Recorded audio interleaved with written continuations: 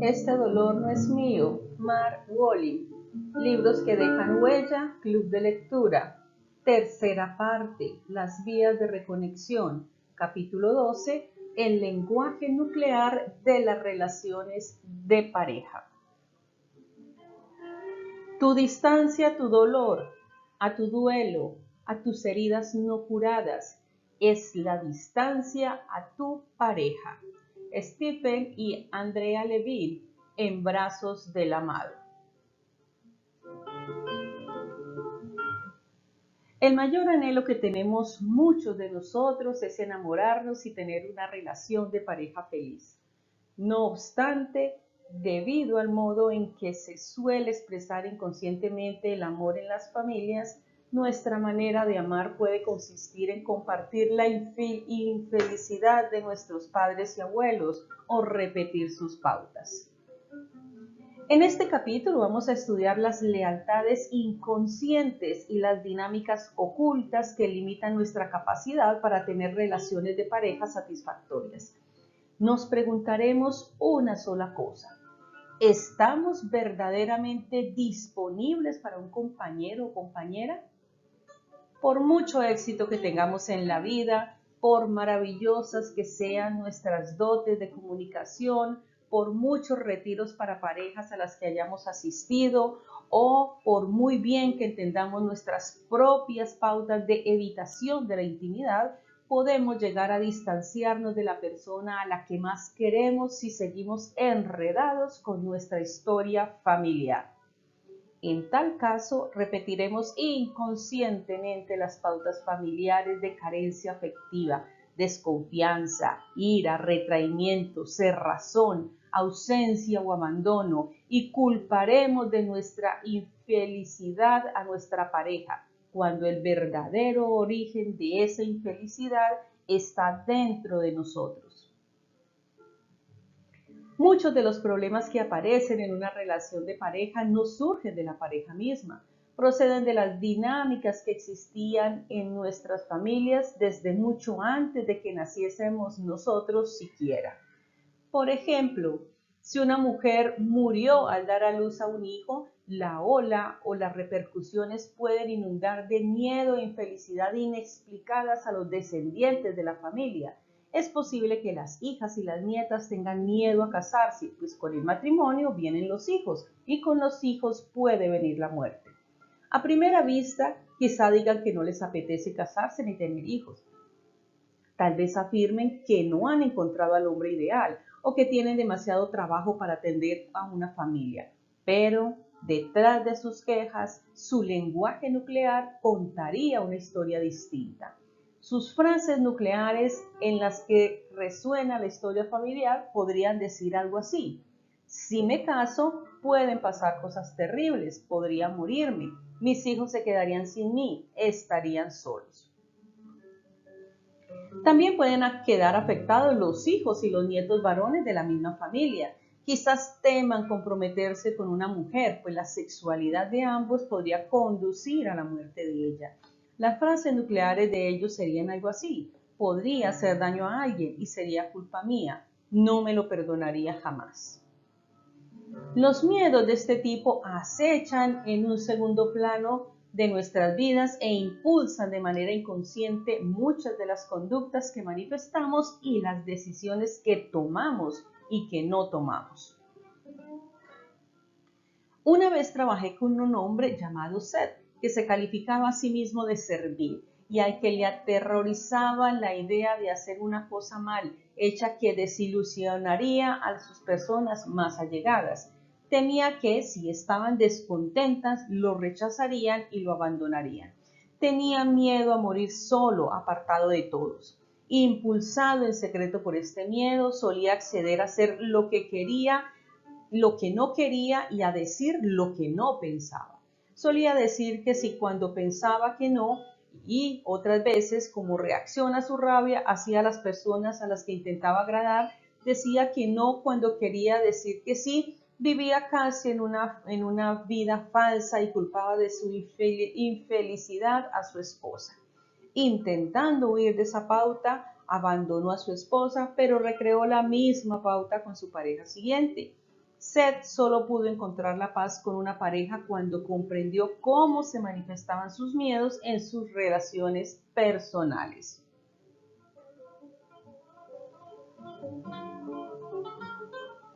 Dan y Nancy. Dan y Nancy, ambos de 50 y tantos años, eran una pareja de profesionales de éxito y parecía que lo tenían todo en la vida. Dan era director ejecutivo de una institución financiera importante y Nancy era administradora de un hospital. Ambos eran orgullosos padres de 3 hijos con estudios universitarios y a los que les iba todo bien.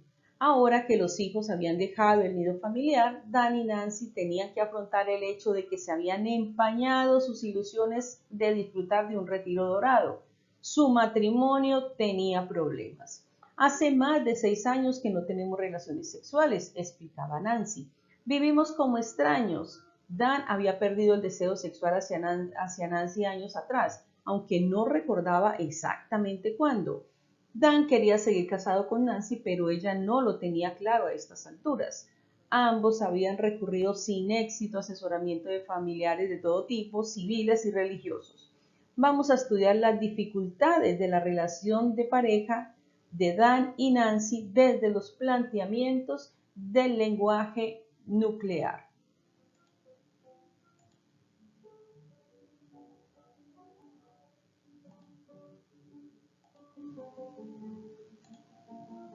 El problema, la queja nuclear. Oigamos el lenguaje nuclear de la queja de Nancy. Tengo la sensación de que ya no le intereso. Está distante gran parte del tiempo, no me presta la atención suficiente y rara vez me siento conectada con él. Siempre parece que le interesan más los hijos que yo. Oigamos ahora el lenguaje nuclear de Dan. Siempre está descontenta conmigo, me culpa de todo, quiere más de lo que puedo dar yo.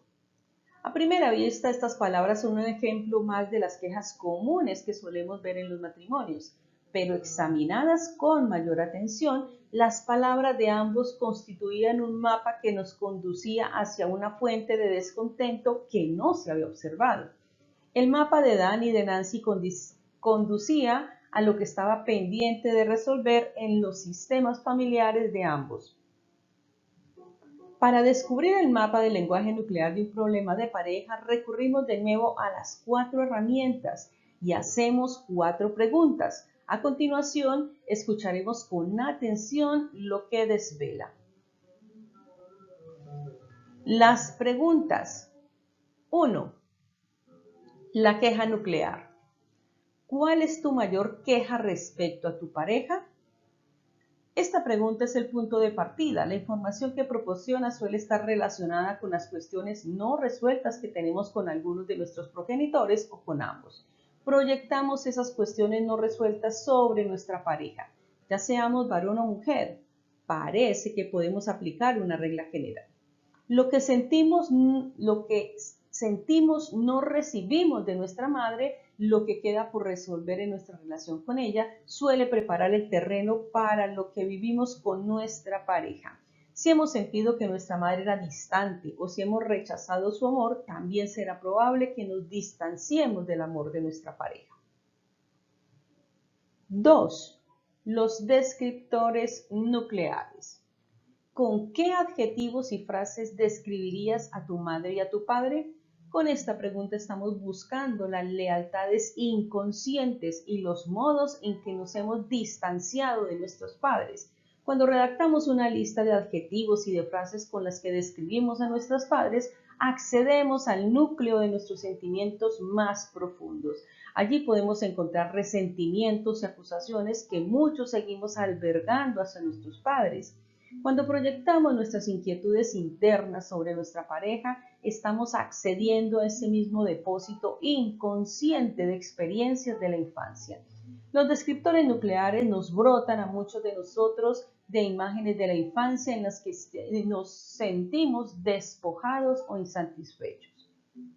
Podemos tener la sensación de que los padres no nos dieron lo suficiente o de lo que no nos querían como debían. Cuando portamos imágenes como estas, en las que culpamos a nuestros padres del descontento que sentimos, Es raro que nos vaya bien en nuestras relaciones de pareja.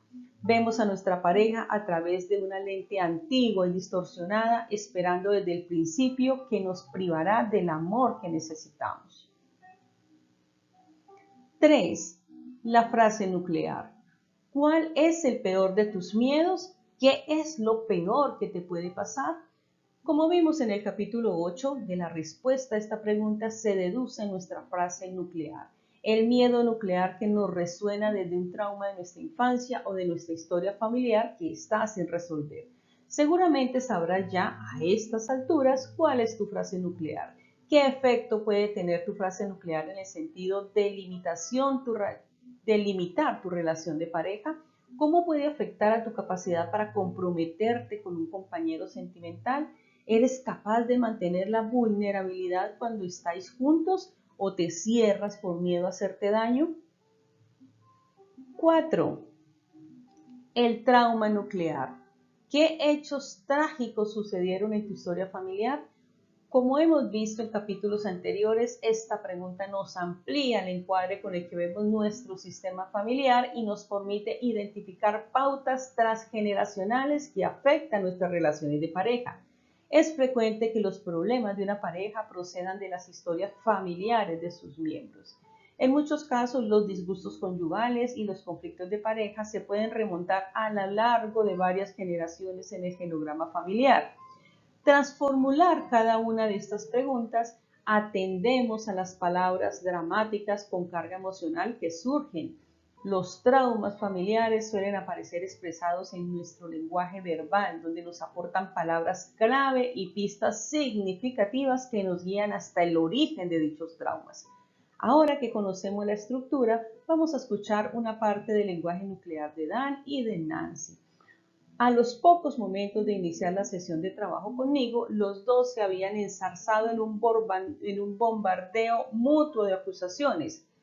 Después llegó el momento de oír las descripciones que hacían de sus padres. Adjetivos y frases. Los descriptores nucleares. Nancy, sin ser consciente de ello, describía a su madre en términos similares a los que empleaba para describir a Dan. Mi madre era distante emocionalmente. Yo no me sentí conectada con ella nunca. Jamás podía acudir a ella cuando necesitaba algo. Cuando yo lo intentaba, ella no sabía cuidar de mí. Parecía ser que las cuestiones no resueltas de Nancy con su madre recaían de lleno sobre Dan. La relación no resuelta de Nancy con su madre no era el único factor que afectaba el vínculo de aquella con Dan. Todas las mujeres de la familia de Nancy estaban descontentas con sus maridos. Mi madre estuvo siempre insatisfecha con mi padre, decía Nancy. Esta pauta se remontaba también a la generación anterior. La abuela de Nancy llamaba a su marido el abuelo, ese alcohólico, hijo de perra e inútil. Imagínate el impacto que tendrían estos apelativos sobre la madre de Nancy. Esta se había criado en solidaridad con la abuela y no habría tenido muchas oportunidades de ser feliz con su marido, el padre de Nancy. ¿Cómo iba a tener más que su madre? Aunque hubiera estado satisfecha con el padre de Nancy, ¿cómo iba a comunicar esa felicidad a su madre cuando la abuela había sufrido tanto con el abuelo? En vez de ello, había llevado adelante la pauta inconscientemente, tratando al padre de Nancy con intolerancia. Dan, por su parte, decía que su madre era muy depresiva y muy nerviosa. Cuando era pequeño sentía que debía cuidar de ella. Ella necesitaba mucho de mí, necesitaba demasiado de mí, dijo Dan. Se miró las manos que tenía unidas en el regazo y añadió: mi padre siempre estaba trabajando. Yo sentía que tenía que dar a mi madre la atención que él no podía darle. Dan explicó también que su madre había estado ingresada a veces con ataques de depresión aguda. En vista de la historia familiar quedaban claras las causas de las dificultades de su madre. La abuela de Dan había muerto de tuberculosis cuando su hija, la madre de Dan, tenía solo 10 años. La hija había quedado devastada por la pérdida. Hubo una nueva pérdida cuando murió el hermano menor de Dan, siendo recién nacido. Entonces la madre de Dan pasó 6 meses ingresada y recibió tratamientos de terapia electroconvulsiva, electrochoque. Por entonces tenía 10 años. Para agravar las cosas todavía más, Dan se sentía distanciado de su padre. Dijo que su padre era débil e incompetente. Mi padre no fue capaz de ser un hombre para con mi madre. Dan contó que su padre, inmigrante ucraniano y trabajador no cualificado, pertenecía a una clase social inferior a la de la madre de Dan. Nunca estuvo a la altura de los hombres de la familia de la madre de ella, que eran profesionales y tenían estudios. Dan había cortado su conexión con su padre por juicios de valor. Cuando un hombre rechaza a su padre, se distancia sin saberlo de la fuente de su masculinidad. El hombre que admira a su padre y lo respeta suele sentirse cómodo con su fuerza masculina y es más probable que emule los rasgos de su padre. En el entorno de su relación de pareja, esto puede traducirse en sentirse cómodo con el compromiso, la responsabilidad y la estabilidad. Lo mismo sucede con las mujeres. La mujer que ama a su madre y la respeta suele sentirse cómoda con su feminidad y tiene más probabilidad de manifestar en su relación de pareja los rasgos que admira en su madre. Dan también se había distanciado de su padre por otro motivo. Había adoptado el papel de confidente de su madre y sin saberlo había invadido un terreno que le pertenecía a su padre. Aunque Dan no había elegido aquella situación de manera consciente, tenía la sensación de que le correspondía la tarea de cuidar a su madre, cosa común en muchos chicos que notan la necesidad de su madre. Él sentía cómo se alegraba su madre cuando él la cuidaba y, por otra parte, cómo se cerraba cuando estaba presente su padre. Dan, al verse preferido por su madre, aprendió a sentirse superior a su padre. Dan llegó a adoptar incluso los sentimientos de desaprobación de su madre hacia su padre, al rechazar a su padre. Dan no solo se desconectaba de su propia fuerza masculina, sino que preparaba inconscientemente el terreno para reproducir más tarde una dinámica similar en su matrimonio con Nancy. Dan se convirtió en un marido débil e incompetente, como su padre. Nancy tampoco había sido capaz de asimilar la fuerza femenina de su madre. En algún momento de su infancia había tomado la decisión de dejar de recurrir al apoyo de su madre. Cuando Nancy abandonó por fin el hogar de su infancia, llevaba consigo la sensación de que no había recibido lo suficiente y culpaba a su madre de no haberle proporcionado la atención que ella ansiaba.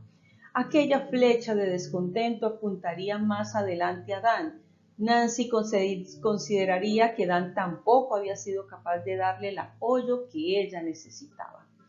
Mientras Dan y Nancy criaban a sus hijos, podían olvidar lo demás, atendiendo a las necesidades de la familia. Pero ahora que los hijos ya no estaban, quedaba claramente visible la dinámica subyacente. Dan y Nancy apenas se aguantaban juntos. Dan se calificaba a sí mismo muerto sexualmente para con Nancy. He perdido todo el interés por el sexo, decía. En cuanto se puso a explorar su relación temprana con su madre, entendió por qué. Dar a su madre la atención y el consuelo que necesitaba no era tarea propia de un niño, era una responsabilidad excesiva. Jamás habría podido darle lo que necesitaba ni haberle quitado de encima su dolor. Por el contrario, se sentía inundado por el amor de su madre. Las necesidades de ella lo habían abrumado.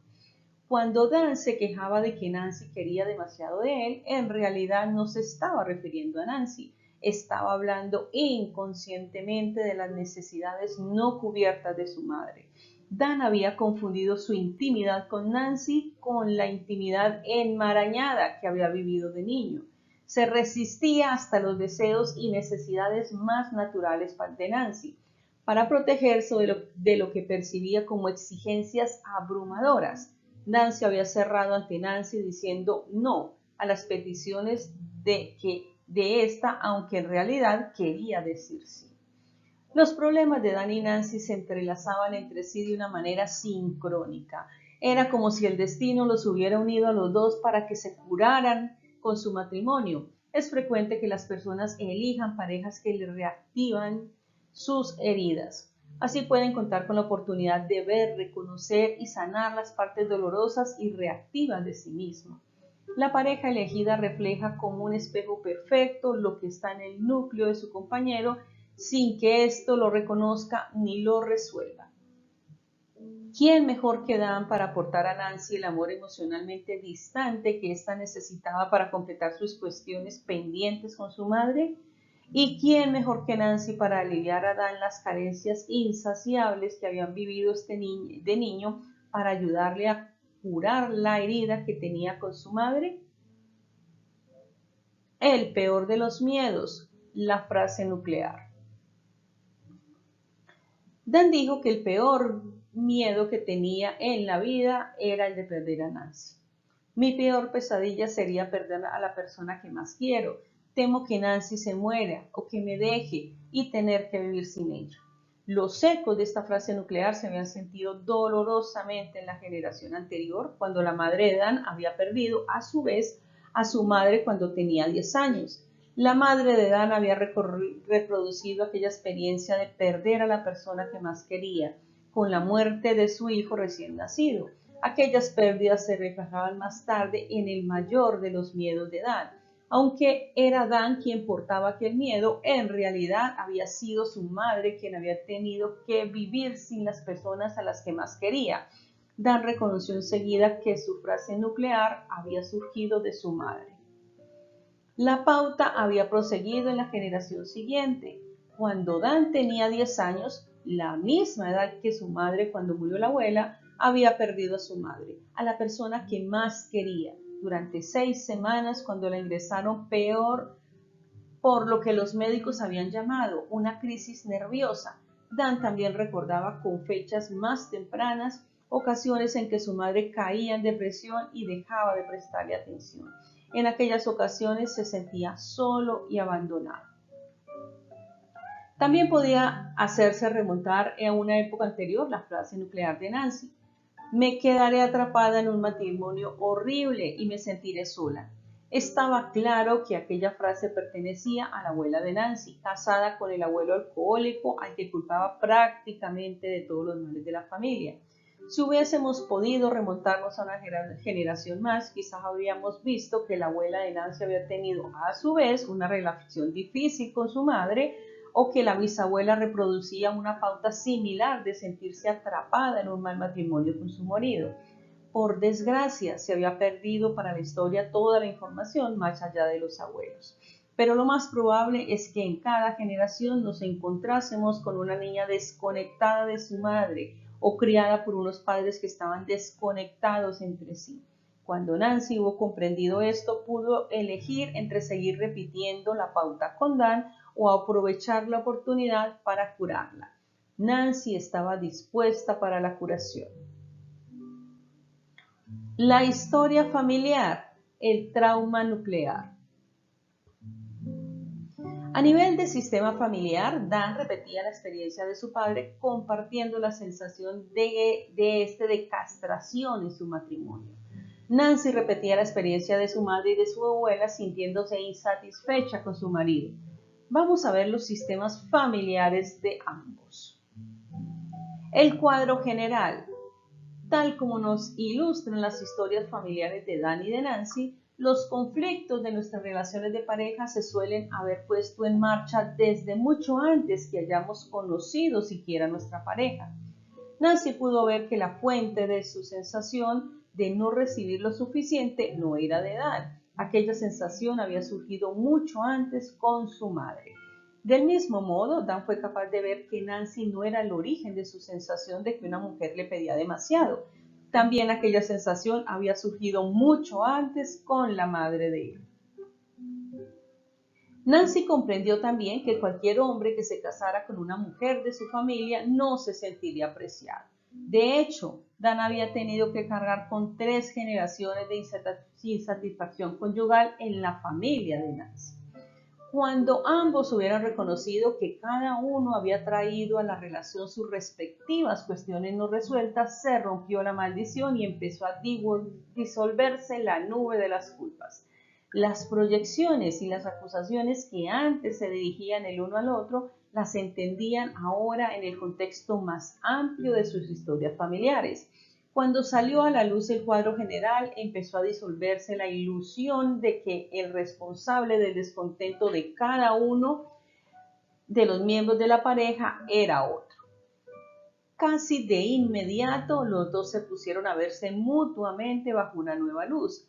Dan y Nancy pudieron redescubrir los sentimientos tiernos que los habían unido desde un primer momento. No solo empezaron a manifestarse más bondad y generosidad el uno al otro, sino que volvieron a ser el amor. Ampliar la nueva imagen. A Nancy se le había empezado a dilatar la solidaridad hacia su madre. Cuando Nancy era niña, su madre había sido la cuidadora emocional de la abuela de Nancy, que estaba a disgusto con su matrimonio. La madre de Nancy no se había consentido a sí misma tener más de lo que había tenido la abuela y había repetido el ciclo de un matrimonio infeliz. En los primeros recuerdos de Nancy, su madre aparecía distante y apática. De pequeña, Nancy se había sentido rechazada por ella. No obstante, cuando hubo asimilado el cuadro general de la historia de su familia, pudo ver a su madre con ojos nuevos. Sintió que su madre, a pesar de su distanciamiento, había seguido dando todo lo que podía. Cuando Nancy lo hubo entendido así, pudo ablandarse. Fue capaz de trascender la antigua imagen interior, según la cual la habían despojado de su maternidad. Le surgió en su lugar una imagen nueva en la que se sentía reconfortada por su madre. Le parecía que esta imagen la llenaba desde dentro. En su imagen nueva, su madre no tenía hacia ella más que intenciones amorosas. Aunque la madre de Nancy había muerto 16 años antes, Nancy fue capaz de pedirle el apoyo que jamás habría pensado en solicitarle mientras vivía. Nancy fue capaz de sentir el amor de su madre por primera vez que ella recordara. Cerró los ojos y visualizó que su madre estaba tras ella y la abrazaba. Mamá, siempre te culpé de no haberme dado lo suficiente y siempre he culpado a Dan de lo mismo, de no darme lo suficiente. Ahora entiendo que me diste todo lo que tenías. Era suficiente, mamá. Era suficiente de verdad. Nancy lloraba. Mamá, te pido que me des tu bendición para que sea feliz con Dan. Quiero sentirme satisfecha en mi matrimonio, aunque ni la abuela ni tú pudiste estarlo. A partir de ahora, cuando me sienta sola e insatisfecha, acudiré a ti y sentiré que estás detrás de mí, que me apoyas y que quieres lo mejor para mí. Nancy puso una foto de su madre junto a su cama y durante varias semanas se imaginó que su madre la abrazaba por las noches mientras se quedaba dormida. Se imaginaba a sí misma cunada en los brazos de su madre y recibiendo todo el amor que necesitaba. Nancy ya era capaz de recibir todo lo que había podido asimilar cuando era niña. Ahora, envuelta en el amor de su madre, podría entregarse a Dan de una manera completamente nueva. Dan también visualizó una conversación con su difunta madre. Mamá, cuando yo era pequeño creía que tenía que cuidar de ti. Aquello me produjo resentimientos. Sin que nos diésemos cuenta, ni tú ni yo estaba intentando compensarte por la pérdida de tu madre cuando eras niña. Era demasiado para mí. No es de extrañar que ahora sienta que nunca doy bastante de mí. Ningún niño había podido compensar una pérdida como aquella. Dan sintió que en su imagen interior que su madre se distanciaba de él para otorgarle algo más de espacio. Dan expiró e inspiró muy hondo, como si los pulmones se le hubieran dilatado hasta el doble de su tamaño. Como no estaba acostumbrado a tener tanto aliento en el cuerpo, se mareó al principio. Después se sintió cargado de energía. Siguió diciendo, mamá, suelo sentir que Nancy me pide demasiado. Te ruego que me ayudes a ver a Nancy tal como es, sin miedo a desaparecer, a no poder darle lo suficiente cuando me necesito. En su propósito de proseguir con su curación, Dan se puso en contacto con su padre que todavía vivía. Dan le dijo que lamentaba haber estado distante con él, invitó a su padre a comer juntos y le dijo que quería reanudar la intimidad con él. Durante la comida, le dio las gracias por haber sido un buen padre. El padre se quedó tan conmovido que le faltaban las palabras. Dijo a Dan que había esperado mucho tiempo que pudieran mantener aquella conversación. Dan sintió ese amor que siempre había estado allí. Por fin estaba preparado para recibirlo.